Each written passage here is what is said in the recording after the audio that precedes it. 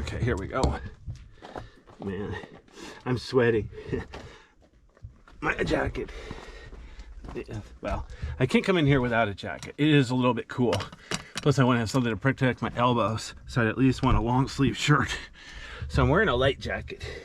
It's not waterproof at all, but anyway, it's keeping me nice and warm. Of course, if I get too warm, I guess I could unzip it. But anyway, I'm only planning on being here 3 or 4 hours, so I didn't even bring my water with me. Got my water in my car. Okay, finish this cave, go back to my car, drink some water, then decide if I'm done for the day.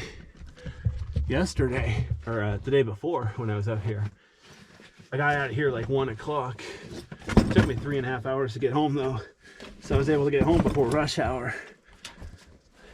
If I spend too much time in here, I'll end up taking like 4 hours to get home because I'll be stuck in rush hour. Even with gas getting close to $4 a gallon, it's a lot cheaper to drive up here for the day than to try to spend the night up here. Like the motels. I don't think there's any cheap motel near here. I think the cheapest motels in the, yeah, probably $65 a night or something. So, are you kidding me? With a motel, you know, if it's cheap, it might not even have a refrigerator in the room. So, I like to drink cold water, so I keep my water bottle in my refrigerator. So, staying in a motel without a refrigerator, it's like, are you kidding me?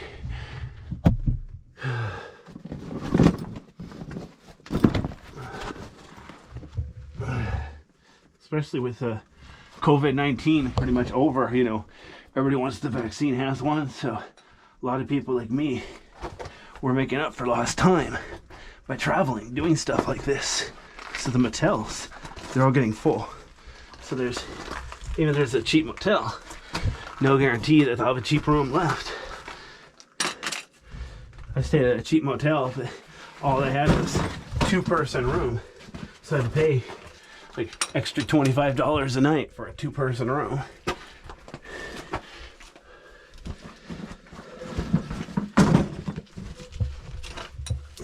Oh, come on.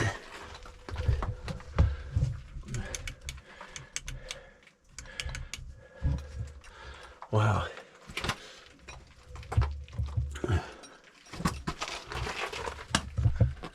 All right. It's a little bit taller on the left side here.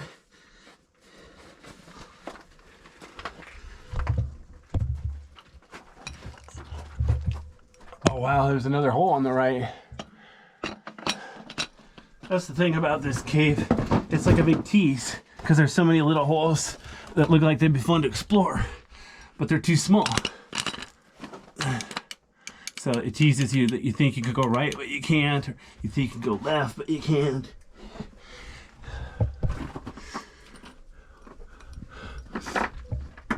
Man, this flashlight's a piece of junk. I have 2 more with me, but the plan is to use all 3 because, you know, each one only has so much battery life.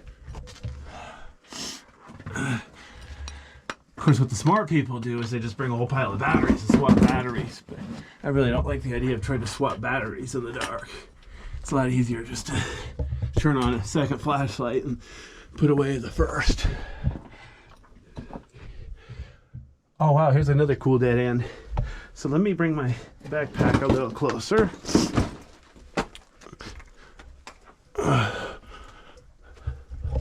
Yeah, see? Here's another place where a person obviously wouldn't fit. I could go back there and then boom, dead end. Pretty cool, huh? But yeah, you'd be amazed how many of these caves they have a tube like this. You crawl back there for 500 feet and then find out it's a dead end. To some people, that's disappointing. So yeah, if you're kind of person who's disappointed by finding a dead end like that, you'd hate this cave. So every tube is eventually a dead end, unless you're literally going to the entrance. Supposedly there are 5 entrances to this cave, but I only know where 2 of them are. unless anything around here. Oh, wow.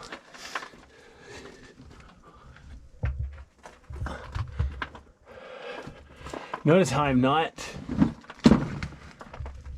at the main tube right now. I think I'm parallel to it. I'm not sure if I'm exactly parallel to it or if I'm drifting off to the side a bit. I don't really have this cave memorized. Wow. How cool is this? Very. Wow. You see, I could climb through there if I had to. It's like, wow. I could seriously crawl through there. But you know what? That's a belly crawl, and I don't feel like doing that right now. So I'm going to skip this part. So, for all I know, that's one of the ways to Masochist Maze. Supposedly, there's more than one way to Masochist Maze, so that's about the right location. Since Masochist Maze is up to my right here. The entrance was behind me, but I know it branches out. That's why it's called a maze. Here's the one that's too small for people, for real. Really cool looking tube, though. Wow. Look how fragile that wall is. That's a place you want to try not to touch anything, especially the walls and the ceiling. Obviously, you have to touch the floor. You need to get through here, but you got to do your best to not touch anything unless you have to. Oh, boy. Huh. It's a little taller here. I'm sitting up. I don't think I'll be able to stand up, but I'll get pretty close.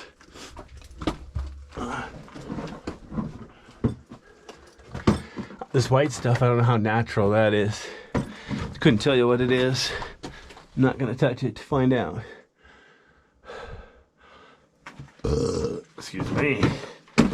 I had a good breakfast this morning. Stopped at a restaurant on the way up here. So I don't... Might be a while before I have lunch. I sure as heck didn't bring a lunch with me into the cave. That'd be kind of suspicious. They don't want you bringing food into the cave because if you spill crumbs, well, one, it might have built-in mold spores or something, and two, it could act as food for the stuff in here. But it's just like feeding wildlife. They just don't want you doing it. So it throws things out of whack. Here's that tube I was talking about. It's too small for a person. It's not a dead end though. It goes through here. How cool is that? About 45 degrees, I'd say. Yeah.